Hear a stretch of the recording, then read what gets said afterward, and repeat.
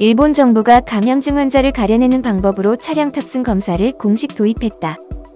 17일 니혼 게이자이 신문에 따르면 일본 대응 주무부처인 후생노동성은 한국이 도입해 세계적으로 확산시킨 이 방식의 검사를 할 수 있도록 추인하는 사무연락 문서를 전국의 지자체에 보냈다.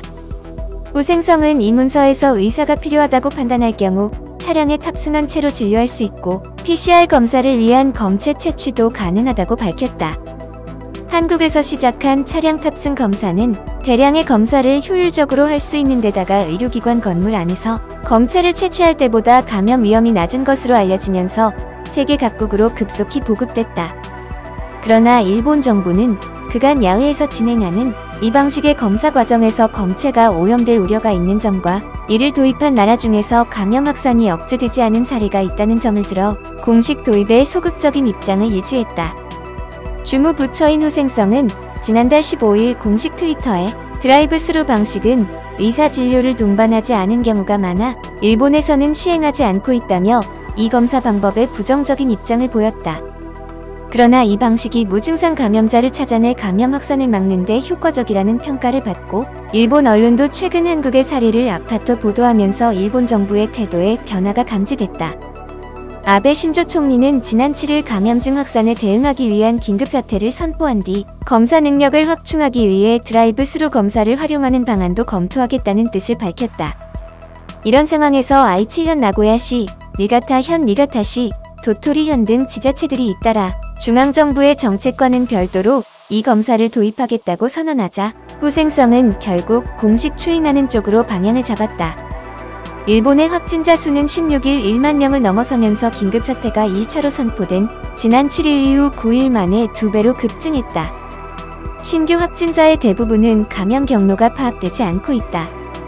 이 때문에 일본 정부가 의료체계 붕괴를 막는다는 이유로 소극적인 검사 정책에 집착하는 동안 무증상 감염자를 매개로 감염이 확산했을 수 있다는 지적이 나오고 있다.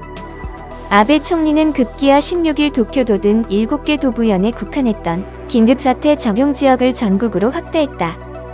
후생성이 검사 체제 확충 대책의 하나로 드라이브 스루 검사를 공식 인정하기로 뒤늦게 결정했지만 시기가 너무 늦었다는 지적과 함께 지자체의 모든 책임을 떠넘기는 시기라는 비판론이 제기되고 있다.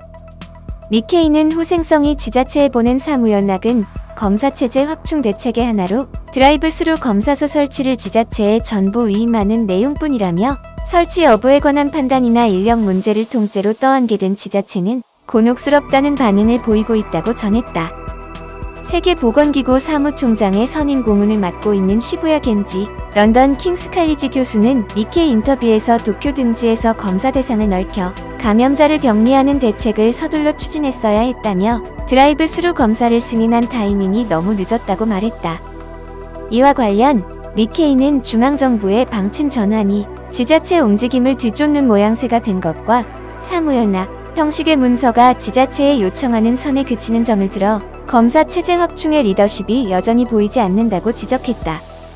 니케이는 이어 아베 총리가 최근 PCR 검사 능력을 하루 2만 건으로 늘리겠다고 했지만 당장의 능력이 1만 3천 건에 머물고 있다고 거론하면서 후생성이 감염 경로 추적에 치중해온 정책의 한계를 인정하고 검사망을 넓히는 쪽으로 정책 전환을 서둘러야 한다고 지적했다.